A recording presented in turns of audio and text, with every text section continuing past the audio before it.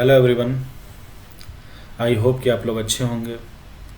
तो आज हम इकोनॉमिक्स का लेक्चर नंबर 48 देखेंगे और आज के लेक्चर में हम इन्फ्लेशन से जुड़े हुए कुछ और टर्म्स देखेंगे। थोड़ा सा रिकैप करते हैं। लेक्चर नंबर 47 में मैंने आपको कुछ टर्म्स का रिकैप कराया था, like inflation, deflation, disinflation, reflation और प्राइस लेवल। साथ ही साथ मैंने आपको 3 नए टर्म भी पढ़ाए थे। पहला था इन्फ्लेशनरी गैप, दूसरा था डिफ्लेशनरी गैप और तीसरा था स्ट्रक्चरल या बॉटलनेक इन्फ्लेशन। तो आज के लेक्चर में हम पढ़ने वाले हैं कि ओवर हीटिंग ऑफ इकोनॉमी क्या होता है, और जब भी कोई भी इकोनॉमी ओवर हीट होती है तो वो सिचुएशन इन्फ्लेशनरी इन नेचर होता है, यानी उस इकोनॉमी में इन्फ्लेशन बढ़ता है। साथ ही साथ हम देखेंगे कि स्टैगफ्लेशन क्या होता है। स्टैगफ्लेशन के रिगार्डिंग थोड़ी हम ब्रीफ हिस्ट्री भी देखेंगे, उसको कोरिलेट करेंगे और स्टैगफ्लेशन के जो भी कॉन्सेप्ट्स हैं उनको समझेंगे। और फिर कुछ और भी टर्म्स लाइक सप्रेस्ड इन्फ्लेशन क्या होता है, तो इन सबको हम देखने वाले हैं। पर अगर आपको ओवर हीटिंग ऑफ इकोनॉमी समझनी है तो उसके लिए आपको बिजनेस साइकिल या ट्रेड साइकिल समझना होगा। देखिए, ये जो बिजनेस साइकिल होता है इसको हम ट्रेड साइकिल या इकोनॉमिक साइकिल भी कहते हैं। और बिजनेस साइकिल जो हैं ये डेवलप्ड इकोनॉमीज़ में ज़्यादा प्रेवलेंट होती हैं, ठीक है। ये डेवलप्ड इकोनॉमीज़ में बनती हैं और ये बिजनेस साइकिल जो है ये बनती हैं अकॉर्डिंग टू मतलब इनको जो एक्सप्लेनेशन मिलता है वो मिलता है केनेजियन इकोनॉमिक थ्योरी से। तो इसके अंतर्गत होता क्या है कि ये पूरा का पूरा ये जो साइक्लिकल फ्लक्चुएशन है रियल जीडीपी का over the period of time, ये पूरा डिपेंड करता है एग्रीगेट डिमांड पे। तो जो केनेजियन इकोनॉमिक थ्योरी है वो ये कहती है कि जब भी किसी इकोनॉमी में एग्रीगेट डिमांड गिरता है तो प्राइस लेवल गिरता है, उसकी वजह से प्रोडक्शन गिरता है और फिर अनएम्प्लॉयमेंट बढ़ता है और एक रिसेशन की सिचुएशन पैदा होती है। और उस दरमियान इकोनॉमी में कॉन्ट्रैक्शन होता है, यानी इकोनॉमी फॉल करती है। फिर जब इकोनॉमी रिकवरी करती है तो फिर वापस से जब डिमांड बढ़ता है, प्राइसेस बढ़ती हैं, प्रोडक्शन बढ़ता है, एम्प्लॉयमेंट बढ़ता है। तो कहने का मतलब है कि ये पूरा बिजनेस साइकिल या ट्रेड साइकिल जो है ये एग्रीगेट डिमांड के ऊपर ही निर्भर कर रहा है। अब सवाल है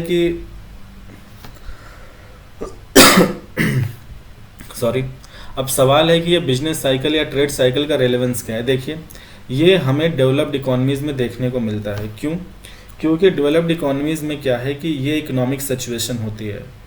डेवलप्ड इकोनॉमीज़ में जो उनका एग्रीगेट डिमांड है वो उनके एग्रीगेट सप्लाई से थोड़ा कम होता है, ठीक है। या फिर हम ये कह लें कि डेवलप्ड इकोनॉमीज़ में जो उनका एग्रीगेट सप्लाई है वो उनके एग्रीगेट डिमांड से स्लाइटली ज़्यादा होता है। यानी कि डेवलप्ड इकोनॉमीज़ एग्रीगेट डिमांड को लेकर काफ़ी वल्नरेबल होती हैं। जब भी उनका एग्रीगेट डिमांड गिरता है तो प्राइस लेवल गिरता है, प्रोडक्शन गिरता है, अनएम्प्लॉयमेंट बढ़ता है। अब देखिए कि ये जो बिजनेस साइकिल है इसमें हम वाई एक्सिस पे रियल जीडीपी या ये रियल आउटपुट की बात करते हैं over a period of time, ठीक है। तो आप देख सकते हैं, अच्छा रियल जीडीपी क्या होता है, जो भी हमारा नॉमिनल जीडीपी होता है वो क्या होता है कि जैसे किसी भी देश में एक साल के अंदर यानी एक फाइनेंशियल ईयर में जितना भी गुड्स एंड सर्विसेज प्रोड्यूस हुए हैं उसके डोमेस्टिक टेरिटरी के अंदर, अगर हम उनकी monetary value current year market price पे निकालें तो वो नॉमिनल जीडीपी कहलाता है। लेकिन सेम प्रोडक्शन की मॉनेटरी वैल्यू अगर हम बेस ईयर के मार्केट प्राइस पे निकालें तो वो रियल जीडीपी कहलाता है। यानी रियल जीडीपी जो होता है और जो नॉमिनल जीडीपी, इनमें जो फ़र्क होता है वो इन्फ्लेशन के इम्पैक्ट का होता है। यानी नॉमिनल जीडीपी से जब भी हम इन्फ्लेशन को डिस्काउंट करते हैं तो हमें रियल जीडीपी मिलता है। और जीडीपी डिफ्लेटर पढ़ाते समय मैंने आपको बताया था कि जीडीपी डिफ्लेटर जो है ये एक इंडेक्स नंबर है जो ओवरऑल इकोनॉमी में, मतलब पूरे इकोनॉमी में जो इन्फ्लेशन सिचुएशन है उसको मेज़र करता है। और अगर हमें रियल जीडीपी निकालनी है तो रियल जीडीपी होता है nominal GDP divided by GDP deflator into 100। ठीक है, यानी जब भी हम नॉमिनल जीडीपी को इन्फ्लेशन से डिस्काउंट करते हैं तो हमें रियल जीडीपी मिलता है। तो अब देखिए इस ग्राफ को समझते हैं। अब इस ग्राफ को समझने के लिए मैंने नीचे ये बातें लिख दी हैं।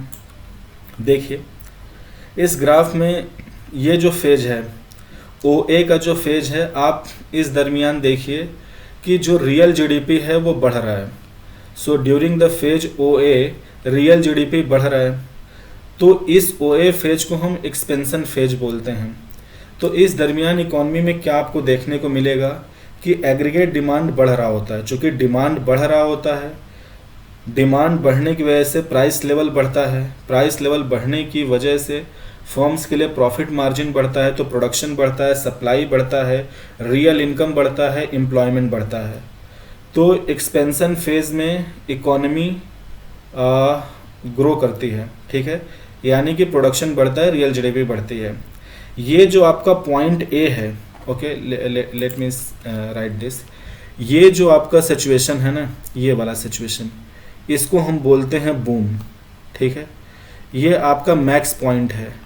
ठीक है, हालांकि ये पूरा जो एक्सपेंशन की सिचुएशन है ये इकोनॉमिक बूम की तरफ ही जा रहा है, लेकिन जब भी ये जीडीपी मैक्स हो गया, ठीक है, जब वो अपने मैक्सिमम को अचीव कर लेता है, यानी जब आपका प्रोडक्शन मैक्सिमम होता है, तो ये वो स्टेज होती है जहाँ पर उस इकोनॉमी की जो एग्जिस्टिंग प्रोडक्टिव कैपेसिटी है वो लगभग यूटिलाइज हो जाती है। मेरे कहने का मतलब क्या है कि आप एक बात नोटिस करिए कि ये जो इकोनॉमी है, से फॉर एग्जांपल कि हम अमेरिका की इकोनॉमी की बात कर रहे हैं, तो अमेरिका की इकोनॉमी जो है वो over the period of time बढ़ रही है। ठीक है, ये उसका ग्रोथ ट्रेंड लाइन है। ठीक है, this is known as growth trend line. यानी आप देखिए कि अगर मैं इस टाइम पे बात करूं, ठीक है, अगर मैं इस टाइम पे बात करूं, से फॉर एग्जांपल मैं टाइम T1 की बात कर रहा हूं, तो रियल जीडीपी इतना था, लेकिन जब मैं टाइम T2 की बात कर रहा हूं तो आप देख सकते हैं कि रियल जीडीपी बढ़ गया टाइम 3 पे। यानी समय के साथ जो रियल जीडीपी है वो बढ़ रहा है। ठीक है, और उसके बढ़ने का जो ट्रेंड है वो कुछ ऐसा है। लेकिन आप ये समझिए कि किसी पॉइंट ऑफ टाइम पे, लेट सपोज T1 पॉइंट पे जो रियल आउटपुट है या जो प्रोडक्शन है वो मैक्सिमम इतना होगा। मैक्सिमम इतना क्यों होगा? क्योंकि ये वो लेवल है जहाँ पे एम्प्लॉयमेंट मैक्सिमम है, प्रोडक्शन मैक्सिमम हो रहा है और डिमांड भी मैक्सिमम है, और जो भी प्राइस लेवल है ये मैक्सिमम है। यानी इकोनॉमी एक ऐसे सिचुएशन में है जहाँ डिमांड मैक्सिमम है, सप्लाई मैक्सिमम है, प्राइस लेवल भी अपने मैक्सिमम सिचुएशन पे है, एम्प्लॉयमेंट भी मैक्सिमम सिचुएशन पे है। अगर आपको पॉइंट ए से पॉइंट सी जाना है, यानी कि अगर जीडीपी को बढ़ाना है तो वो तभी बढ़ेगा जब हम इकोनॉमी की प्रोडक्टिव कैपेसिटी बढ़ा दें। अब इकोनॉमी की प्रोडक्टिव कैपेसिटी कैसे बढ़ेगी? जो भी एग्जिस्टिंग वर्क फोर्स है, अगर हम उसकी एम्प्लॉय एबिलिटी को बढ़ा दें, यानी हम उसे ज़्यादा स्किल्ड बना दें, अगर हम अपने मैन पावर के एक्सपर्टीज़ को बढ़ा दें, तो ऑब्वियसली हमारा एम्प्लॉय एबिलिटी बढ़ेगा तो प्रोडक्शन भी बढ़ेगा। साथ ही साथ देखिए, जो भी अगर आपको पॉइंट ए से सी जाना है तो वर्क फोर्स की एम्प्लॉय एबिलिटी बढ़ानी होगी, जो इकोनॉमी में एग्जिस्टिंग प्रोडक्शन यूनिट्स हैं उनको बढ़ाना होगा, यानी इन्वेस्टमेंट करना होगा ताकि ज़्यादा फर्म्स एंड फैक्ट्री खुलें, और जो भी टेक्नोलॉजी है हमें बेहतर टेक्नोलॉजी अडॉप्ट करनी पड़ेगी, यानी इनोवेशन करना पड़ेगा। तो जब भी हम इकोनॉमी में इनोवेशन, बेहतर टेक्नोलॉजी अडॉप्ट करते हैं, इन्वेस्टमेंट के थ्रू जब हम प्रोडक्शन को एक्सपैंड करते हैं, जब हम अपने वर्क फोर्स की एम्प्लॉय एबिलिटी बढ़ाते हैं, तब जाकर हमारा रियल आउटपुट बढ़ता है और फिर ये समय के साथ बढ़ता रहता है। ठीक है, ऐसे इकोनॉमी प्रॉस्पर करती रहती है।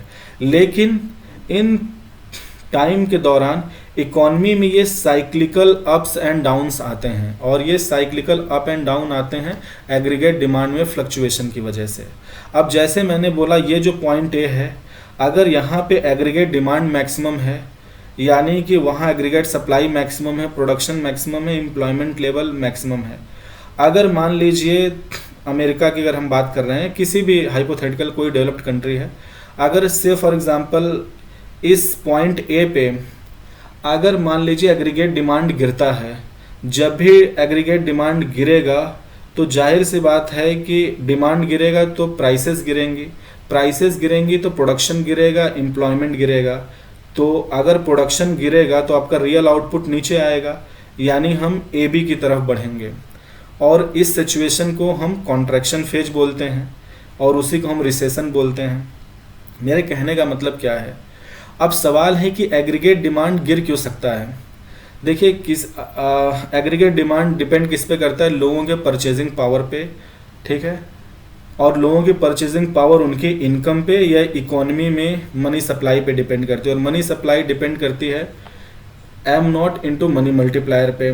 यानी अगर बैंक्स के पास ज़्यादा लिक्विडिटी होगा, वो ज़्यादा लोन देंगे, इंटरेस्ट रेट कम होगा तो लोग ज़्यादा लोन लेंगे, तो लोगों के पास पैसा होगा तो डिमांड बढ़ेगा। अब मान लीजिए कोई अगर पैंडेमिक सिचुएशन होती है तो उस परिस्थिति में एग्रीगेट डिमांड गिर सकता है।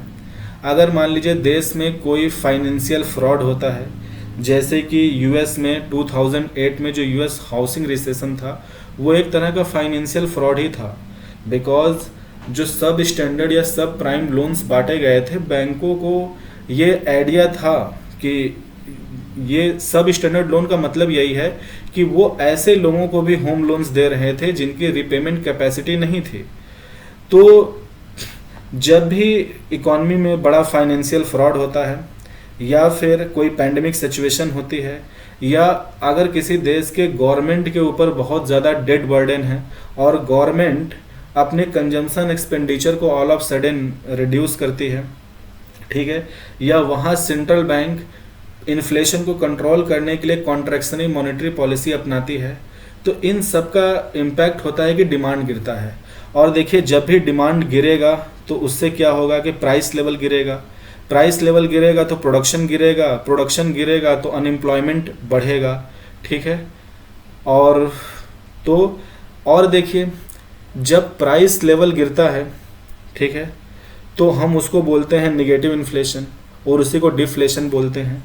यानी ये जो ए बी है, इसी ए बी के दौरान डिफ्लेशन होता है, यानी इकोनॉमी में डिफ्लेशनरी सिचुएशन पैदा हो जाएगा। ओ ए के दौरान क्या था, इकोनॉमी में इन्फ्लेशन था, ठीक है, और प्राइस लेवल मैक्सिमम। और आप देखिए, इनिशियली जब रियल जीडीपी बढ़ता है ना तो इन्फ्लेशन ज़्यादा होता है, लेकिन क्योंकि जैसे जैसे रियल जीडीपी के बढ़ने की रेट कम होती है, वैसे वैसे आपका रेट ऑफ इन्फ्लेशन भी कम होता है। तो ऑब्वियसली इस पॉइंट ए पे आपका प्राइस लेवल मैक्सिमम होगा, पर इकॉनमी में रेट ऑफ इन्फ्लेशन 1.5 या 2% या 2.5% का होगा, ठीक है, ओके। और देखिए, तो लेकिन इस पूरे फेज में ये जो ओ ए है, ये पूरा एक्सपेंशन फेज में आपको इकॉनमी में पॉजिटिव इन्फ्लेशन देखने को मिलेगा।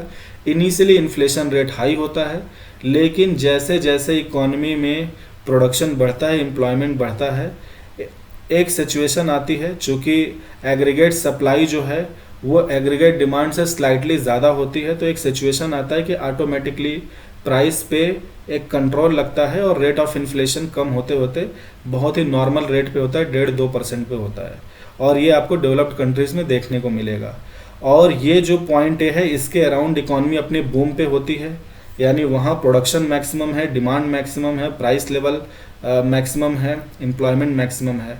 और अगर इकॉनमी को ए से सी आना है तो वो over the period of time होगा, ठीक है, that will happen over a period of time. और वो होने के लिए एम्प्लॉयबिलिटी बढ़ानी होगी, इनोवेशन करना होगा, इन्वेस्टमेंट करना होगा, ठीक है, बेहतर टेक्नोलॉजी अडॉप्ट करनी होगी, तमाम चीज़ें करनी होंगी। और फिर अगर आपको सी से ई जाना है, यानी इस पॉइंट पे जाना है, तो फर्दर आपको अपनी इकॉनमी की प्रोडक्टिव कैपेसिटी बढ़ानी होगी। ठीक है, अब हम बात कर लेते हैं कि पॉइंट ए पे डिमांड गिर सकता है, उनके मैंने रीजंस बता दिए। जब भी डिमांड गिरेगा तो प्राइसेस गिरेंगी, प्रोडक्शन गिरेगा, अनएम्प्लॉयमेंट बढ़ेगा। अब अगर 2 क्वार्टर तक निगेटिव जीडीपी आती है, 2 क्वार्टर तक किसी भी देश की जीडीपी ग्रोथ अगर नेगेटिव है तो टेक्निकली हम उसे रिसेशन कहते हैं। रिसेशन में जो आपको देखने को मिलता है वो ये है कि डिमांड गिर रहा होता है, प्रोडक्शन गिर रहा होता है, सप्लाई गिर रहा होता है, अनएम्प्लॉयमेंट बढ़ रहा होता है। लेकिन अगर रिसेशन प्रोलॉन्ग हो जाए, यानी रिसेशन लंबा चल जाए, तो फिर इकॉनमी क्रम्बल कर जाती है। ठीक है, और वो सिचुएशन होता है डिप्रेशन का। तो डिप्रेशन क्या होता है, डिप्रेशन और रिसेशन में फ़र्क क्या है कि रिसेशन गिरावट का दौर होता है। ठीक है, ये रिसेशन इवेंचुअली डिप्रेशन में कन्वर्ट हो जाएगी। देखिए, रिसेशन तो यहाँ से शुरू हो चुका है, पॉइंट ए के बाद ये जो कॉन्ट्रैक्शन फेज चल रहा है ना, इसमें रिसेशन है। ये रिसेशन आते आते ये जब भी इस ग्रोथ ट्रेंड लाइन के नीचे आता है तो ये डिप्रेशन का फॉर्म लगता है लेने, और ये जो ट्रफ है, यानी जो इसकी ये वैली है, यहाँ पर जो डिप्रेशन सिचुएशन होती है वहाँ आपको क्या देखने को मिलेगा, इकॉनमी में अनएम्प्लॉयमेंट ऑल टाइम हाई पे होगा, companies, factories, firms shut down हो रही होंगी, प्राइस लेवल ऑल टाइम लो पे होंगे, कुछ बैंक्स भी बैंकरप्ट हो जाएंगे। यानी ये डिप्रेशन के दौरान सिचुएशन दिखती है कि इकॉनमी लगभग चौपट हो गई है। ठीक है, फिर होता क्या है कि अगर इस इकॉनमी को रिकवर कराना है तो रिकवर कराने का मतलब क्या है कि पूरी कहानी गिरी थी डिमांड गिरने से। डिमांड बढ़ाना है तो आप मनी सप्लाई बढ़ा दो, यानी हम अब बीसी की बात करेंगे, रिकवरी फेज की।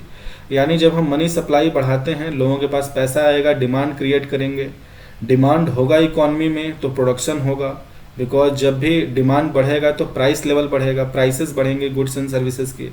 प्राइसेस बढ़ने का मतलब है कि प्रॉफिट मार्जिन है, ज़्यादा प्रॉफिट मार्जिन है और डिमांड की कोई कमी नहीं है तो प्रोडक्शन होगा, एम्प्लॉयमेंट बढ़ेगी, तो फिर इकॉनमी रिकवरी फेज में रिकवर करने लगती है। अब सवाल ये है कि ये डिप्रेशन, ये तो मैंने एक थ्योरेटिकली समझाया, पर डिप्रेशन जैसी सिचुएशन तभी बनती है जब किसी देश में सिस्टमेटिक मतलब किसी भी देश का फाइनेंशियल सिस्टम फेल हो जाए या कोई बहुत बड़ा सिस्टमेटिक फेल्योर हो। ठीक है, रिसेशन आना कोई बड़ी बात नहीं है। डेवलप्ड इकोनॉमीज में रिसेशन आता है, एक क्वार्टर के लिए उनकी इकोनॉमिक ग्रोथ नेगेटिव होती है, वो अनकन्वेंशनल मॉनेटरी पॉलिसी अपनाते हैं जिनको क्वांटिटेटिव ईजिंग कहते हैं, यानी वो करेंसी प्रिंट करते हैं, ढेर सारी करेंसी प्रिंट करके इकोनॉमी में इन्फ्यूज़ करते हैं थ्रू द बैंक, और उससे ईजी मनी इकोनॉमी में अवेलेबल होता है, डिमांड बढ़ता है, interest rate are usually less than 1%, और डिमांड बढ़ने से प्राइसेस बढ़ती हैं, और फिर वो इन्फ्लेशनरी इन नेचर होता है। जब भी डेवलप्ड कंट्रीज क्वांटिटेटिव ईजिंग करती हैं वो इन्फ्लेशनरी इन नेचर होता है, it is always like America ने 2008 के हाउसिंग रिसेशन के बाद क्वांटिटेटिव ईजिंग किया till 2000 by the end of 2012। ठीक है, और उन 4 सालों में because of this quantitative easing inflation लगातार बढ़ता रहा। तो इन्फ्लेशनरी सिचुएशन होता है ऑब्वियसली, जब भी कोई देश क्वांटिटेटिव ईजिंग करेगी, इजी मनी होगा, लो इंटरेस्ट रेट पे एक्सेसिव डिमांड क्रिएट होगा तो इन्फ्लेशन होगा। ठीक है, तो और क्वांटिटेटिव ईजिंग की जाती है ताकि इकोनॉमी को बूस्ट किया जाए, ताकि उसमें जो डिमांड गिरी है वो बढ़ाया जाए। ठीक है, तो ये तो होता है। अब सवाल है कि इकोनॉमीज डिप्रेशन में नहीं जाती हैं, क्यों नहीं जाती हैं? डिप्रेशन में इकोनॉमी जा सकती हैं, लेकिन चूंकि देखिए जो भी डेवलप्ड इकोनॉमीज है, चाहे आप अमेरिका की बात कर लें, चाहे आप यूरोप में ब्रिटेन, फ्रांस, जर्मनी की बात कर लें, या जापान की बात कर लें, ये वो इकोनॉमीज़ हैं, ठीक है, जो डेवलप्ड इकोनॉमीज़ मानी जाती हैं। इन इकोनॉमीज़ में क्या है कि देखिए फैक्ट्रीज, फॉर्म्स, इनका फाइनेंशियल सेक्टर ये सब रोबस्ट है, तो इनके यहाँ जब भी डिमांड गिरता है किसी फाइनेंशियल प्रॉब्लम, किसी फाइनेंशियल फ्रॉड, या किसी लाइक जियोपॉलिटिकल कोई वॉर लाइक सिचुएशन है, या किसी भी प्रॉब्लम की वजह से, ठीक है, या इनकी इकॉनमी काफ़ी इंटरडिपेंडेंट भी होती हैं बिकॉज इनके बैंक्स आपस में काफ़ी इंटरलिंक्ड होते हैं। तो कहने का मतलब है कि जब तक से कोई फाइनेंशियल फेल्योर नहीं होता है इन पे इम्पैक्ट नहीं आता है, और अगर फाइनेंशियल फेल्योर होता भी है या क्रूड ऑयल प्राइसेस बढ़ती हैं या कोई जियोपॉलिटिकल प्रॉब्लम क्रिएट होता है, तो उस टाइम पे इन इकोनॉमीज़ पे जो प्रभाव पड़ता है, जो इनका डिमांड गिरता है, वो इसे क्वांटिटेटिव ईजिंग या एक्सपेंशनरी मॉनेटरी पॉलिसी से काउंटर कर लेते हैं। उसमें वक्त लग सकता है पर डिप्रेशन जैसी सिचुएशन तो नहीं बनती है, ठीक है। तो रिसेशन आना आम बात है, पर रिसेशन से ये लोग रिकवर होते रहते हैं। रिसेशन यूजुअली आती है, वो चल सकता है, ये फिर उस रिसेशन से रिकवर हो जाते हैं, कई बार एक ही क्वार्टर में रिकवर हो जाते हैं। जैसे 2008 के हाउसिंग रिसेशन की जब आई थी तो अमेरिका को रिकवर होने में 4-5 साल लगा, जापान को रिकवर होने में ऑलमोस्ट 2016 यानी 8 साल का समय लग गया। तो इनकी रिसेशन का फेज प्रोलॉन्ग हो सकता है, पर डिप्रेशन जैसी स्थितियां नहीं बन पाती हैं, ठीक है, क्योंकि इन देशों में जो प्रोडक्शन इंफ्रास्ट्रक्चर है, जो इनका जो भी फाइनेंशियल सेक्टर है, जो कुछ भी है, जो इनकी इकोनॉमिक सिचुएशन है, वो काफ़ी रोबस्ट है, और डिप्रेशन के लिए पूरी की पूरी सिस्टमेटिक फेल्योर का होना ज़रूरी है, ठीक है। तो मेरे कहने का मतलब क्या था कि ये जो है, ये जो पीरियड है, ये बूम फेज है, यानी इस T1 टाइम पे ये बूम है, ये इकोनॉमिक बूम है, T2 टाइम पे ये इकोनॉमिक बूम है, T3 पे ये इकोनॉमिक बूम है, ठीक है। तो एक्सपेंशन जब होता है तो ये सब फीचर होते हैं। जब भी डिमांड गिर जाता है, प्राइस लेवल गिरता है, प्रोडक्शन गिरता है, अनएम्प्लॉयमेंट बढ़ता है, तो ये कॉन्ट्रैक्शन फेज चलता है। फिर रिकवरी फेज वो फेज होती है जहाँ पर डिमांड बढ़ने से प्राइस लेवल बढ़ना शुरू होता है, यानी धीरे धीरे पॉजिटिव इन्फ्लेशन इकोनॉमी में दिखने लगता है, ठीक है, positive inflation with regard to these month, ठीक है। और फिर धीरे धीरे इकोनॉमी, तो ये रिकवरी फेज है, और इस ट्रेंड लाइन के ऊपर आते आते वापस से इकोनॉमी का बूम फेज स्टार्ट हो जाता है इस पॉइंट सी के लिए। तो इस तरह से इकोनॉमीज काम करती हैं, ठीक है। तो रिकवरी फेज में मनी सप्लाई बढ़ता है, डिमांड बढ़ती है, प्राइसेस बढ़ते हैं, प्रोडक्शन बढ़ता है, एम्प्लॉयमेंट बढ़ता है, ठीक है। और इकोनॉमी समय के साथ बढ़ती चली जाती है। रियल जीडीपी देखिए समय के साथ बढ़ रही है, ये पॉइंट ए पे रियल जीडीपी ये है, पॉइंट सी के लिए रियल जीडीपी ये है, डी के लिए कुछ और है। वो इसलिए बढ़ रहा है बिकॉज इकोनॉमी की प्रोडक्टिव कैपेसिटी समय के साथ बढ़ती है, जो कि वहाँ की एम्प्लॉयबिलिटी, वर्कफोर्स की employability, level of technology, existing जो भी फैक्ट्रीज फॉर्म्स हैं, ठीक है, उन पे डिपेंड करता है। यानी अगर ये सारी चीज़ें बढ़ा दी जाएँ थ्रू इन्वेस्टमेंट तो प्रोडक्टिव कैपेसिटी बढ़ेगा, तो रियल जीडीपी, रियल आउटपुट बढ़ेगा। तो ये सारी बातें हो गई। अब मैं आपको बताता हूँ कि ओवर हीटिंग ऑफ इकोनॉमी क्या होता है। देखिए, ओवर हीटिंग ऑफ इकोनॉमी ये होती है कि अगर कोई इकोनॉमी अपने एक्सपेंशन फेज में है, खास करके एक्सपेंशन फेज का उसका वो जो बूम फेज है, यानी बूम बोले तो ये वाला फेज, ठीक है। Okay, let me do certain, इस डायग्राम को थोड़ा साफ करते हैं।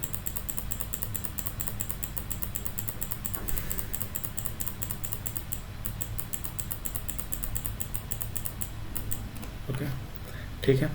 तो देखिए, ये जो बूम फेज था, अगर देखिए बूम फेज में मैंने बोला ना कि बूम फेज वो फेज होता है जहाँ पे डिमांड मैक्सिमम होती है, एग्रीगेट डिमांड मैक्सिमम होती है, एग्रीगेट सप्लाई मैक्सिमम होती है, प्राइस लेवल मैक्सिमम होता है, प्रोडक्शन, एम्प्लॉयमेंट, ठीक है, रियल इनकम लोगों का ये सब मैक्सिमम होता है। और ये डिपेंड करता है इकोनॉमी के एग्जिस्टिंग प्रोडक्टिव कैपेसिटी पे, बिकॉज एम्प्लॉयमेंट मैक्सिमम है, यानी कि अनएम्प्लॉयमेंट आपको इकोनॉमी में 1-1.5% देखने को मिलेगा, या समटाइम्स लेस देन 1%। तो ये बूम फेज क्या है कि इस पॉइंट पे इकोनॉमी ने लगभग अपनी एग्जिस्टिंग प्रोडक्टिव कैपेसिटी को लगभग फुली यूटिलाइज कर लिया है।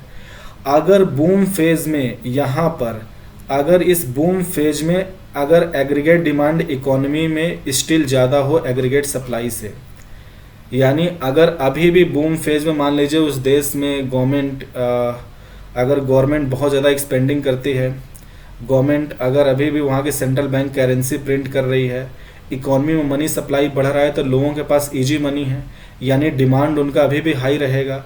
लेकिन प्रोडक्शन इज जो भी एग्जिस्टिंग कंडीशन है वहाँ प्रोडक्शन नहीं बढ़ सकता, यानी सप्लाई नहीं बढ़ सकती।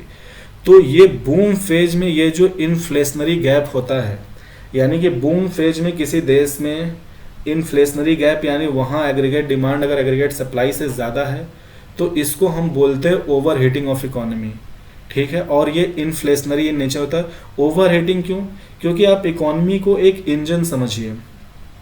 T1 पॉइंट पे ये जो इकोनॉमी है इसको एक बड़ा सा इंजन समझिए, जो कि अपने एग्जिस्टिंग मैन पावर, उनके existing employability, existing level of technology, factory forms, इन सब को यूटिलाइज करके वो अपने फुल लोड पे काम कर रहा है, वो अपने फुल कैपेसिटी पे काम कर रहा है।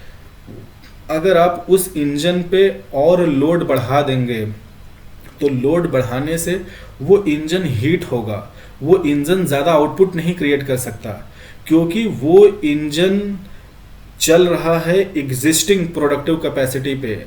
अगर उस इंजन से आपको ज़्यादा प्रोडक्शन करानी है तो आपको इन्वेस्टमेंट करनी होगी, आपको मैन पावर की एम्प्लॉयबिलिटी बढ़ानी होगी, आपको बेहतर टेक्नोलॉजी और उस इकोनॉमी को एक्सपेंड करना होगा, उस इंजन को बड़ा करना होगा।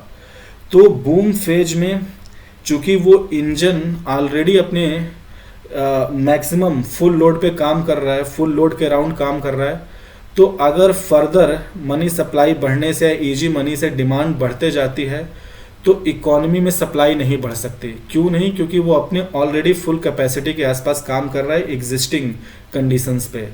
तो ये जो गैप होता है ये इकोनॉमी को सिर्फ हीट, मतलब इकोनॉमी को ओवर हीट करता है, और ये over heating inflationary in nature होती है, और यहाँ सिर्फ इन्फ्लेशन बढ़ेगा, यहाँ सिर्फ इन्फ्लेशन बढ़ेगा। और अगर इन्फ्लेशन बढ़ेगा तो सेंट्रल बैंक को क्या करना चाहिए? कॉन्ट्रैक्शनल मॉनेटरी पॉलिसी अपनाना चाहिए, गवर्नमेंट को अपनी स्पेंडिंग कम करनी चाहिए, करेंसी प्रिंटिंग रोकनी चाहिए ताकि इन्फ्लेशन को कंट्रोल किया जाए। और अगर इकोनॉमी को ए से सी तक ले जाना है तो आपको उस इंजन को बड़ा करना होगा, यानी उस इंजन में काम करने वाले मैन पावर को बेहतर करनी होगी, टेक्नोलॉजी को बेहतर करनी होगी, ज़्यादा फैक्ट्री फॉर्म्स लगाने होंगे ताकि वो इंजन बड़ा हो, और फिर आप सी पे पहुँचेंगे। सी पे भी ये जो उसका बूम फेज है, यहाँ अगर एग्रीगेट डिमांड एग्रीगेट सप्लाई से ज़्यादा है तो अगेन इस सी पे इकोनॉमी की ओवर हीटिंग होगी। यानी आपको अगर सी से इस पॉइंट पे, ये पॉइंट ई है, अगर ई पे जाना है तो अगेन इकोनॉमी की प्रोडक्टिव कैपेसिटी आपको बढ़ानी होगी। ठीक है, तो यही होता है ओवर हीटिंग ऑफ इकोनॉमी, यानी कि एक्सपेंशन के दौरान जब इकोनॉमी लगभग अपने बूम पर होती है, अपने सेचुरेशन पे होती है, उस एग्जिस्टिंग टाइम फ्रेम में, वहाँ पे अगर मनी सप्लाई ज़्यादा है, लोगों के पास पैसा इजी मनी है, डिमांड ज़्यादा है, तो उससे इकोनॉमी में सिर्फ इन्फ्लेशन होगा, इकोनॉमी में ओवर हीटिंग होगी, उससे प्रोडक्शन नहीं बढ़ेगा। प्रोडक्शन तभी बढ़ेगा जब आप उस इंजन को बड़ा करेंगे, उस इकोनॉमिक इंजन, वो जो इंजन है उसको आप बड़ा करेंगे, और इंजन को बड़ा और बेहतर करने के क्या इन्वेस्टमेंट इम्प्रूवमेंट है वो मैंने आपको बता दिए हैं।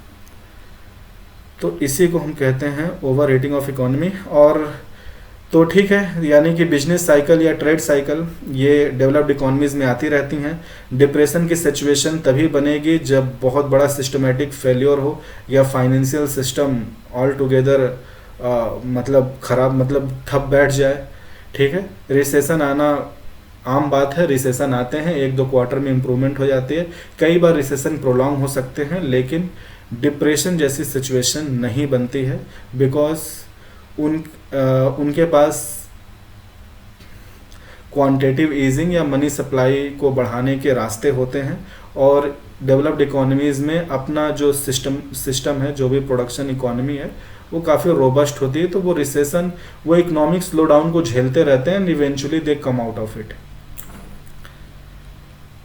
तो इस बिजनेस साइकिल, तो हमने बिजनेस साइकिल समझा, और उससे हमने ये समझ लिया, ये जो टर्म समझा हमने, तो ये टर्म कौन सा होगा? हमने शुरू में 3 पढ़ लिया था, इन्फ्लेशनरी गैप, डिफ्लेशनरी और बॉटल नेक इन्फ्लेशन, तो ये टर्म नंबर 4 होगा। तो ये था ओवर हीटिंग ऑफ इकोनॉमी। ठीक है, तो ओवर हीटिंग ऑफ इकोनॉमी ये कब होता है? It happens during boom phase. ठीक है, overheating of economy it happens during boom phase. और बूम फेज क्या होता है? एक्सपेंशन के दौरान वो saturation point at given point of time. तो it happens during boom phase where aggregate demand is still more than aggregate supply. ठीक है, it happens during boom phase where aggregate demand is more than aggregate supply and this is a inflationary situation.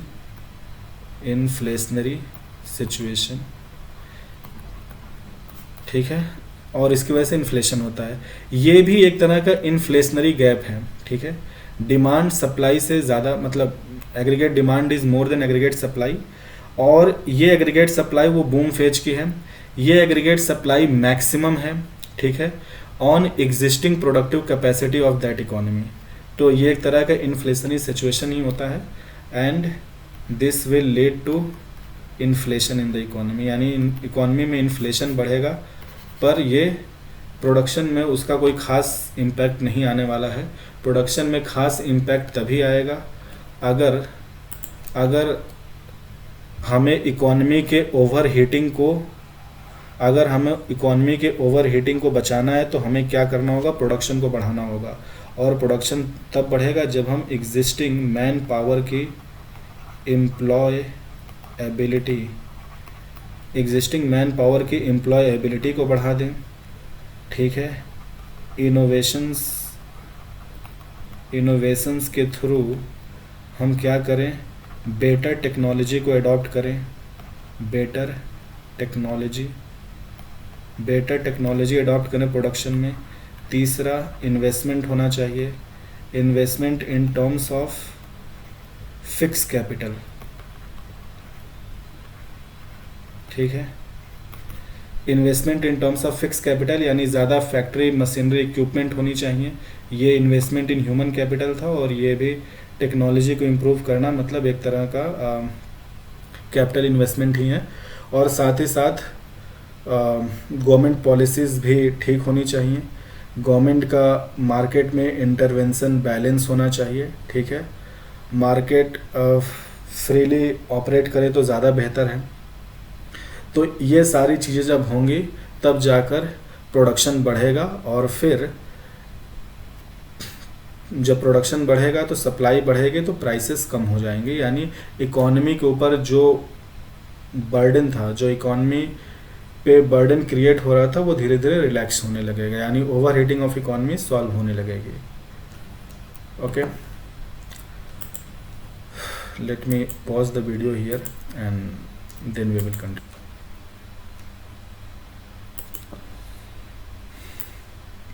Okay, तो ये तो हो गया over heating of economy.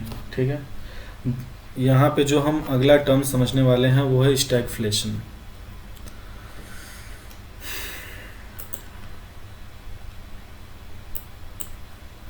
Okay, तो जो पांचवा टर्म है,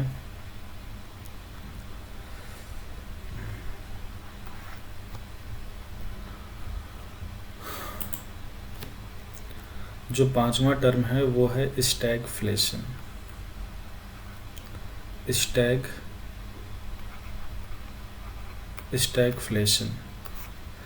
स्टैगफ्लेशन का मतलब क्या होता है? स्टैगफ्लेशन का मतलब है कि जो कोई भी इकोनॉमी, वहाँ इन्फ्लेशन तो हाई है, high inflation along with recession या अनएम्प्लॉयमेंट। ठीक है, यानी किसी भी इकोनॉमी में अगर ऐसी सिचुएशन है कि वहाँ इन्फ्लेशन तो हाई है, साथ ही साथ प्रोडक्शन भी गिर रहा है, यानी प्रोडक्शन गिरा है और इन्फ्लेशन भी है, देखिए रिसेशन में क्या होता है, प्रोडक्शन गिरता है। जब भी प्रोडक्शन गिरेगा तो कंपनी का रेवेन्यू गिरेगा, तो कॉस्ट कटिंग करते हैं, तो एम्प्लॉयज़ को ले ऑफ करते हैं, यानी अनएम्प्लॉयमेंट बढ़ता है। तो high inflation along with recession या हाई अनएम्प्लॉयमेंट, ये किसी देश में अगर सिचुएशन है इकोनॉमी में तो उसे हम स्टैगफ्लेशन कहते हैं। अब सवाल है कि high inflation along with recession कब होगा। ये सिचुएशन तब बिल्ड होती है जब होता है कॉस्ट पुश इन्फ्लेशन। स्टैगफ्लेशन की सिचुएशन बिल्ड होती है जब किसी इकोनॉमी में कॉस्ट पुश इन्फ्लेशन होता है। तो सवाल है कि कॉस्ट पुश इन्फ्लेशन की वजह से इन्फ्लेशन और रिसेशन की सिचुएशन कैसे बनती है। देखिए मैंने आपको ये बता रखा है कि जैसे मान लीजिए कि हम किसी इकॉनमी की बात कर रहे हैं, उस इकॉनमी में जो टोटल डिमांड है वो ये है, उस इकॉनमी में टोटल सप्लाई ये है, तो ये उस इकॉनमी में क्या होगा, this P will be the price level, और ये वहाँ पे नेशनल इनकम या नेशनल एक्सपेंडिचर के बराबर होगा। अब मान लीजिए अगर कॉस्ट पुश इन्फ्लेशन है, तो सवाल है कि कॉस्ट पुश इन्फ्लेशन कब होता है। कॉस्ट पुश इन्फ्लेशन तब होता है जब कॉस्ट ऑफ प्रोडक्शन बढ़ जाता है। Okay, so cost push inflation happens when the cost of production increases. ठीक है, तो हम ये कह सकते हैं कि दिस कॉस्ट पुश इन्फ्लेशन ये कब होता है, when ever cost of production increases. जब भी कॉस्ट ऑफ प्रोडक्शन बढ़ता है, नतीजन क्या होता है कि जो कॉस्ट ऑफ प्रोडक्शन बढ़ने की वजह से जो एग्रीगेट सप्लाई है, इकोनॉमी में एग्रीगेट सप्लाई गिरती है। और मैंने ये आपको बहुत डिटेल में इसके जितने भी पॉसिबल सिनेरियोज थे कि कॉस्ट ऑफ प्रोडक्शन बढ़ने की वजह से एग्रीगेट सप्लाई क्यों गिरती है, मैंने प्रीवियस लेक्चर्स में पढ़ा रखा है, तो आप उन्हें देख सकते हैं। तो अगर किसी इकॉनमी में कॉस्ट ऑफ प्रोडक्शन बढ़ता है तो सप्लाई गिरती है, और जब भी सप्लाई गिरती है तो प्राइसेस बढ़ते हैं, और उसको हम कॉस्ट पुश इन्फ्लेशन कहते हैं। ठीक है, यानी मान लीजिए अगर कॉस्ट ऑफ प्रोडक्शन बढ़ गया और उसकी वजह से एग्रीगेट सप्लाई अगर फॉल करती है, तो एग्रीगेट सप्लाई लेफ्टवर्ड शिफ्ट करेगी। लेट सपोज एग्रीगेट सप्लाई ये होता है, एग्रीगेट डिमांड वही है, तो एक नया प्राइस लेवल बनेगा P1, और ये बनेगा नया नेशनल इनकम और एक्सपेंडिचर। ठीक है, नेशनल एक्सपेंडिचर। तो ये clearly this P1 is more than P। ठीक है, तो ये जो सिचुएशन होती है ये ऑब्वियसली कि आप देख सकते हैं कि इस सिचुएशन में आप क्या देख रहे हैं कि जो प्राइस लेवल है ये तो P1 है, यानी कि पहले प्राइस लेवल P था, नया प्राइस लेवल P1 है, यानी इकोनॉमी में जो है हाई इन्फ्लेशन है। ठीक है, इन्फ्लेशन इज हाई।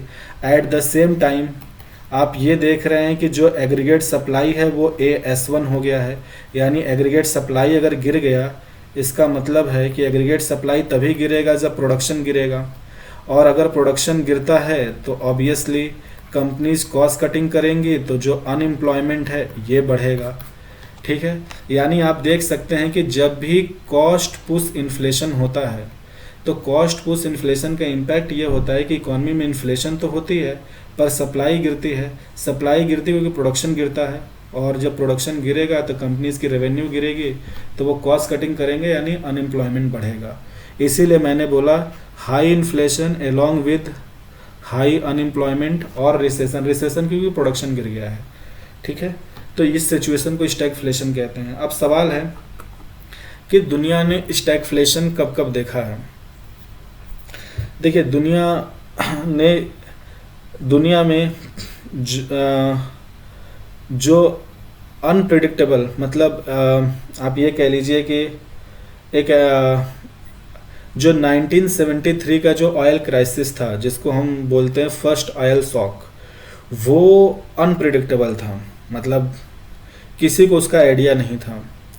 तो 1973 का ऑयल क्राइसिस क्या था, 1973 में इजरायली अरब वॉर होता है, ठीक है, जिसको कि हम योम किपुर वॉर भी कहते हैं। इसमें हुआ क्या था कि जो भी अरब कंट्रीज़ हैं इन्होंने सरप्राइज अटैक इजराइल पे किया था। इजराइल को पहले से अमेरिका का सपोर्ट था, ठीक है, बिकॉज अमेरिका ने इजराइल को एज ए कंट्री रिकॉग्नाइज कर लिया था और अमेरिका इजराइल को सपोर्ट भी करता था। तो जब अरब कंट्रीज़ ने इजराइल पे सरप्राइज अटैक किया under the leadership of Egypt, ठीक है, इजिप्ट उनका लीडर था और अरब कंट्रीज़ ने मिलकर एक सरप्राइज अटैक किया इजराइल पे, और उसको हम योम किपुर वॉर, रमदान वॉर, या फिर उसी को हम बोलते हैं अरब इजरायली वॉर या अक्टूबर वॉर। जब इजराइल पे अटैक हुआ तो अमेरिका ने इजराइल को सपोर्ट किया, ठीक है, अमेरिका ने उनको वेपन्स प्रोवाइड किए, उनको मिलिट्री असिस्टेंस दिया इजराइल को। ये चीज़ अरब कंट्रीज़ को पसंद नहीं आया। तो जो भी ओपेक कंट्रीज़ थी, मतलब जो भी oil and petroleum exporting countries हैं, जो ओपेक कंट्रीज़ हैं, वो मोस्टली अरब कंट्रीज़ थी। तो इन अरब ओपेक कंट्रीज़ ने ऑयल एम्बार्गो या ऑयल सैंक्शन लगा दिया अमेरिका पे और अमेरिका के जो भी एलाइज हैं, ठीक है। तो इस ऑयल एम्बार्गो का इम्पैक्ट क्या पड़ा कि अरब कंट्रीज़ ने अमेरिका और उनके एलाइज को ऑयल सप्लाई देना बंद कर दिया और इन अरब ओपेक कंट्रीज़ ने ऑयल का प्रोडक्शन भी कम कर दिया। नतीजन क्या हुआ कि विद इन अ ईयर 1973 से पहले जो इंटरनेशनल मार्केट में क्रूड ऑयल प्राइस थी वो $3 पर बैरल पे था। पर अरब कंट्रीज़ का अमेरिका को पनिश और अमेरिका के एलाइज को पनिश करने के लिए जो उन्होंने ऑयल एम्बार्गो या उनको जो ऑयल सप्लाई बंद किया, उन पे जो ऑयल सैंक्शन लगाया, नतीजन क्या हुआ कि ऑयल की डिमांड हाई थी बिकॉज अमेरिका को क्रूड ऑयल चाहिए, यूरोपियन कंट्रीज़ को क्रूड ऑयल चाहिए, पूरी दुनिया को क्रूड ऑयल।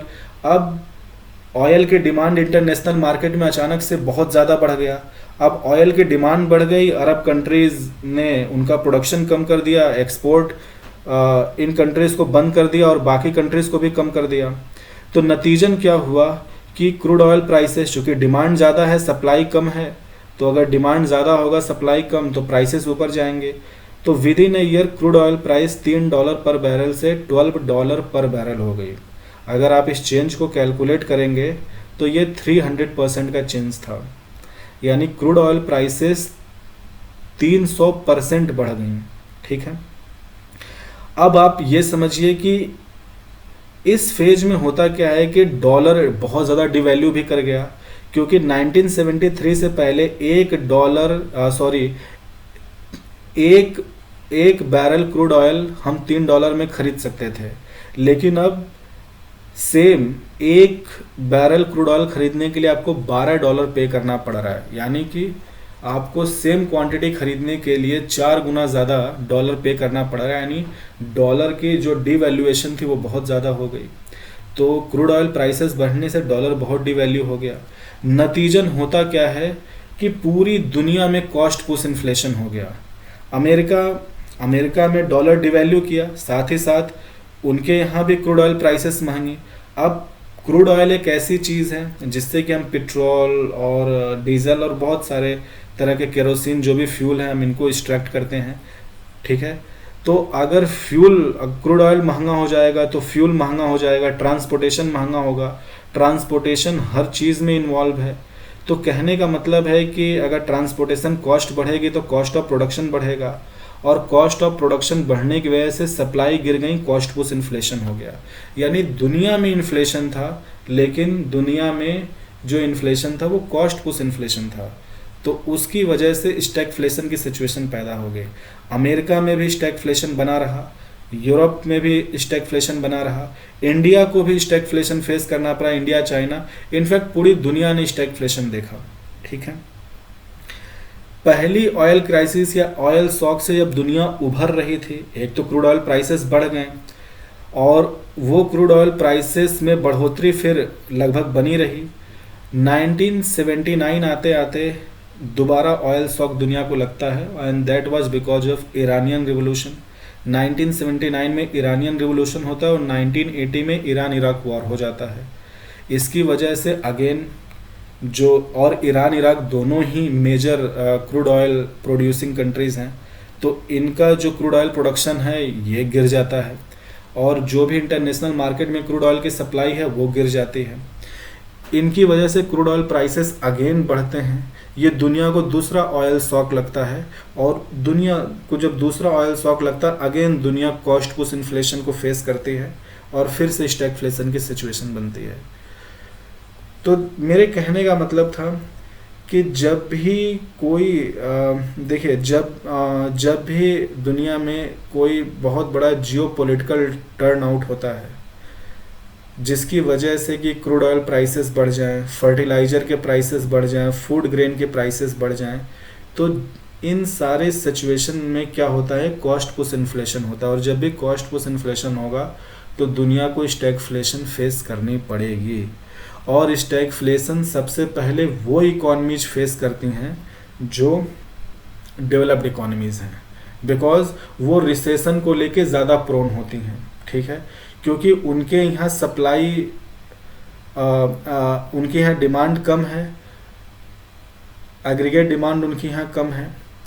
अगर प्राइसेस बढ़ती हैं तो डिमांड और कम होगा, जिसकी वजह से प्राइसेस और गिरेंगी और फिर उनके यहाँ प्रोडक्शन और गिरेगा। तो जब भी कॉस्ट पुश इन्फ्लेशन होता है तो कॉस्ट पुश इन्फ्लेशन की नतीजन स्टैगफ्लेशन होता है, ठीक है। तो ये तो हो गया स्टैगफ्लेशन के बारे में। अब तीसरा टर्म हम देखते हैं, सॉरी चौथा, पांचवा, छठा टर्म देखेंगे। छठा टर्म हम देखेंगे सप्रेस्ड और रिप्रेस्ड इन्फ्लेशन।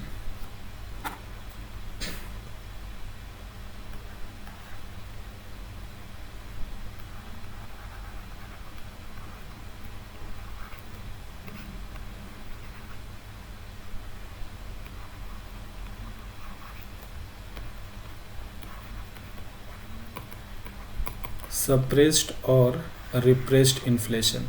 सप्रेस्ड और रिप्रेस्ड इन्फ्लेशन ये क्या होता है, देखिए, ये एक ऐसी सिचुएशन होती है जहाँ पे सरकार इन्फ्लेशन को नहीं बढ़ने देती है बाय प्राइस कंट्रोल मेजर और गवर्नमेंट सीलिंग प्राइस। सो सप्रेस्ड इन्फ्लेशन का मतलब क्या है कि इन्फ्लेशन को सप्रेस कर दिया गया है।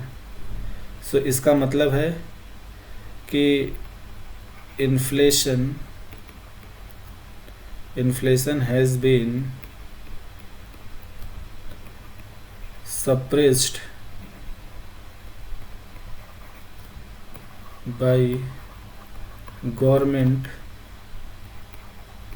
through price control measures और प्राइस रेगुलेशन, या फिर गवर्नमेंट फिक्सेस सीलिंग प्राइस, ठीक है। यानी कि सप्रेस्ड इन्फ्लेशन क्या होता है कि सप्रेस्ड या रिप्रेस्ड इन्फ्लेशन ये एक ऐसी सिचुएशन होती है जहां सरकार इन्फ्लेशन को सप्रेस कर देती है थ्रू प्राइस रेगुलेशन और बाय सीलिंग प्राइस। यानी कि देखिए, अगर इकॉनमी में इन्फ्लेशन बढ़ रहा है और अगर इकॉनमी में इन्फ्लेशन कुछ कमोडिटीज़ में इन्फ्लेशन की वजह से बढ़ रहा है, अगर इकॉनमी में जो प्राइस लेवल है वो प्राइस लेवल क्या है, एवरेज प्राइस है, और वो एवरेज प्राइस बढ़ेगा अगर कुछ कमोडिटीज़ की प्राइसेस बहुत ज़्यादा बढ़ती हैं। तो जिन कमोडिटीज़ की प्राइसेस बहुत ज़्यादा बढ़ती हैं, सरकार उनके जो भी प्रोड्यूसर हैं उनके साथ बैठकर बातचीत करके सरकार एक सीलिंग प्राइस फिक्स कर देती है, यानी एक मैक्सिमम प्राइस कैप कि आप इस प्राइस के ऊपर नहीं बेच सकते, ठीक है। तो जब भी सरकार इकोनॉमी में किसी कमोडिटी या किसी कमोडिटी के ऊपर एक सीलिंग प्राइस लगा दे, एक मैक्सिमम प्राइस कैप लगा दे कि आप इससे ज़्यादा प्राइस पे नहीं बेच सकते, तो उसे हम सप्रेस्ड इन्फ्लेशन कहते हैं, ठीक है।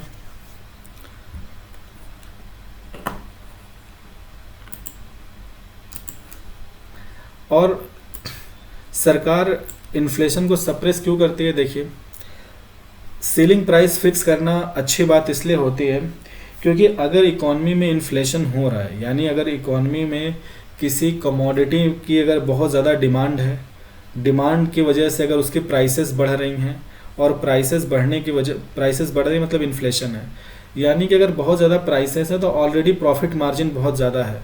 सरकार अगर एक सीलिंग प्राइस फिक्स करती भी है तो भी जो भी प्रोड्यूसर हैं या जो उसके सप्लायर हैं उनको ऑलरेडी एक अच्छा प्रॉफिट मिल रहा है। लेकिन अगर सरकार वहाँ प्राइस रेगुलेशन या सीलिंग प्राइस नहीं लगाएगी और उसको फ्री छोड़ देगी, तो इन्फ्लेशन, अगर डिमांड बढ़ता जाएगा तो उस चीज़ की कीमतें बढ़ती जाएंगी, इकोनॉमी में इन्फ्लेशन आउट ऑफ कंट्रोल हो जाएगा। ठीक है, तो इसीलिए सरकार जिन भी चीज़ों की महंगाई बहुत तेज़ी से बढ़ती है, अगर उनकी सप्लाई शॉर्टेज नहीं है, डिमांड बहुत ज़्यादा है, तो ज़्यादा डिमांड की वजह से अगर उनकी प्राइसेस बढ़ रही हैं, प्रोड्यूसर सप्लायर को अच्छा प्रॉफिट मार्जिन मिल रहा है, वहाँ सरकार सीलिंग प्राइस फिक्स करके इन्फ्लेशन को कंट्रोल करती है। 7वां टर्म होता है open inflation. Okay, let me,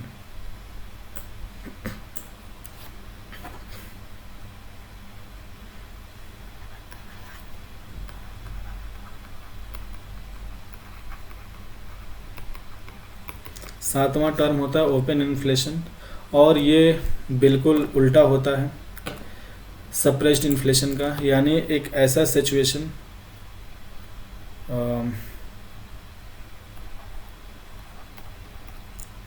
it is the situation in the economy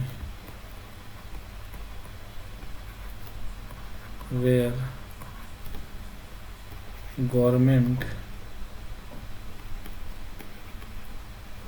does not adopt any price suppressive measure या price regulation और price ceiling measures। ठीक है, so it is the situation in the economy where government does not adopt any price regulation measure और price ceiling measure. यानी कि ये ऐसी परिस्थिति होती है जहां अगर किसी कमोडिटी की कीमतें बढ़ रही हैं और बढ़ती कीमतों पे अगर सरकार किसी तरह की प्राइस सीलिंग, प्राइस कैप या प्राइस रेगुलेशन नहीं करती है, सरकार प्योरली उस चीज़ की प्राइस को मार्केट के ऊपर छोड़ देती है कि ठीक है, मार्केट में जो भी उसका एग्रीगेट डिमांड है, जो भी सप्लाई है, उसके हिसाब से जो भी प्राइसेस बन रही हैं, चाहे प्राइसेस कितनी भी बढ़ जाएं, अगर सरकार प्राइस डिटर्मिनेशन को प्योरली मार्केट मैकेनिज्म पे छोड़ दे तो वो ओपन इन्फ्लेशन कहलाता है। ठीक है, यानी अगर सरकार प्राइस डिटर्मिनेशन को कंट्रोल करे थ्रू प्राइस रेगुलेशन और सीलिंग प्राइस मेजर्स तो वो सप्रेस इन्फ्लेशन कहलाता है। और जब सरकार इन्फ्लेशन को मार्केट के ऊपर छोड़ देती है कि मार्केट तय करेगी, जो भी टोटल डिमांड सप्लाई के हिसाब से, जो भी मार्केट डिमांड सप्लाई के हिसाब से किसी कमोडिटी की प्राइसेस में जो इन्फ्लेशन हो रहा है या जो भी इकॉनमी में इन्फ्लेशन हो रहा है, अगर सरकार उसको रेगुलेट नहीं कर रही है, उसको फ्रीली मार्केट ऑपरेशन पे छोड़ दी है, तो वो सिचुएशन ओपन इन्फ्लेशन कहलाता है। तो आज के लेक्चर में एक बार रिकैप कर लेते हैं कि हमने क्या देखा। सबसे पहले तो हमने ये समझा कि बिजनेस साइकिल क्या होता है। ये एक साइक्लिकल फ्लक्चुएशन होता है जो कि डेवलप्ड इकोनॉमीज़ में देखने को मिलता है। ओके, तो ये जो भी साइक्लिकल अप्स एंड डाउन्स हैं या साइक्लिकल फ्लक्चुएशंस हैं, ये over the period of time देखने को मिलते हैं। ये साइक्लिकल फ्लक्चुएशन कीनेसियन इकोनॉमिक थ्योरी पे बेस्ड है। कीनेसियन इकोनॉमिक थ्योरी ये कहता है कि इकोनॉमी में जब भी एग्रीगेट डिमांड फॉल करता है तो प्राइसेस फॉल करती हैं, प्रोडक्शन फॉल करती हैं, वो फेज कॉन्ट्रैक्शन का होता है। जब इकोनॉमी में डिमांड ज़्यादा होती है, प्राइसेस बढ़ती है, फर्म्स के लिए प्रॉफिट मार्जिन होता है, प्रोडक्शन बढ़ता है, एम्प्लॉयमेंट बढ़ता है, तो वो एक्सपेंशन फेज होता है। किसी भी पॉइंट ऑफ टाइम पे अगर कोई इकोनॉमी अपनी फुल प्रोडक्टिव कैपेसिटी को यूज कर रही है तो वो उसका बूम फेज होगा। उस बूम फेज पे demand, supply, production, employment level, price level सब मैक्सिमम होता है। वहाँ पर अगर डिमांड थोड़ा भी गिरेगा तो प्रोडक्शन गिरता है और फिर इकोनॉमी रिसेशन में जाती है। प्रोलॉन्ग्ड रिसेशन अगर रह जाए, अगर फाइनेंशियल फेल्योर हो जाए, सिस्टमेटिक फेल्योर हो जाए, हाई अनएम्प्लॉयमेंट हो जाए, कंपनीज बंद हो जाएं, ठीक है, और इस तरह की कि सरकार सिचुएशन को संभाल नहीं पा रही है इकॉनमी बिल्कुल क्रिपल करने वाली है, तो वो होता है डिप्रेशन का सिचुएशन, ठीक है। और अदरवाइज रिसेशन से जो भी डेवलप्ड इकोनॉमीज़ हैं वो रिसेशन में जाती रहती हैं, उससे बाहर आती रहती हैं। रिकवरी फेज भी मैंने आपको बता दिया था। ओवर हीटिंग ऑफ इकोनॉमी बताने के लिए ही मैंने आपको बिजनेस साइकिल पढ़ाया था, यानी कि ये जो बूम फेज होता है, बूम फेज पे जो भी एग्रीगेट सप्लाई है, प्रोडक्शन है, वो अपने आप में लगभग अपने मैक्सिमम पे होता है। अगर वहाँ फर्दर डिमांड बढ़ता है तो उससे प्रोडक्शन नहीं बढ़ता है, वो प्योरली इन्फ्लेशनरी इन नेचर होता है, उससे इन्फ्लेशन बढ़ता है। अगर हमें इकोनॉमी के ओवर हीटिंग को सॉल्व करना है तो हमें एग्जिस्टिंग मैन पावर की एम्प्लॉयबिलिटी बढ़ानी होगी, अपने वर्क फोर्स को बढ़ाना होगा, बेहतर टेक्नोलॉजी बनानी होंगी, इन्वेस्टमेंट करना होगा फिक्स कैपिटल में। इससे इकोनॉमी की प्रोडक्टिव कैपेसिटी बढ़ेगी, रियल आउटपुट बढ़ेगा, तो ये ओवर हीटिंग अपने आप सॉल्व हो जाएगी। स्टैगफ्लेशन एक ऐसी सिचुएशन होती है जहाँ इकोनॉमी में हाई इन्फ्लेशन होती है अलॉन्ग विद रिसेशन या हाई अनएम्प्लॉयमेंट। ये सिचुएशन बिल्ड होती है जब भी कॉस्ट पुश इन्फ्लेशन होता है। Cost push inflation cost of production बढ़ने की वजह से होता है, बिकॉज जब भी कॉस्ट ऑफ प्रोडक्शन बढ़ता है तो उसका रिजल्ट होता है कि एग्रीगेट सप्लाई गिरती है। जब सप्लाई गिरती है तो प्राइसेस बढ़ते हैं, और अगर प्रोडक्शन गिर रहा है तो अनएम्प्लॉयमेंट बढ़ेगा, यानी high inflation along with recession like situation और हाई अनएम्प्लॉयमेंट। और मैंने बताया जब दुनिया को 2 ऑयल शॉक लगा था तो दुनिया ने एक लंबा स्टैगफ्लेशन सिचुएशन फेस किया था, और वो बेसिकली क्रूड ऑयल प्राइसेस के बढ़ने की वजह से था। फिर हमने छठा टर्म देखा सप्रेस्ड और रिप्रेस्ड इन्फ्लेशन। ये एक ऐसी इकोनॉमिक सिचुएशन होती है जहाँ सरकार प्राइस को फ्रीली मार्केट पे नहीं छोड़ती है, प्राइस को सरकार रेगुलेट कंट्रोल करती है, ठीक है, तो वो सप्रेस्ड इन्फ्लेशन कहलाता है। और अगर सरकार प्राइस डिटर्मिनेशन को प्योरली मार्केट ऑपरेशन पे छोड़ दे, कोई प्राइस रेगुलेशन या सीलिंग प्राइस मेजर अगर सरकार नहीं अपनाती, तो वो ओपन इन्फ्लेशन कहलाता है। तो आज के लिए बस इतना ही, बाकी अगले लेक्चर में जो भी इन्फ्लेशन के रिगार्डिंग बचे टर्म हैं हम उन सबको ख़त्म कर देंगे। So for today thank you so much.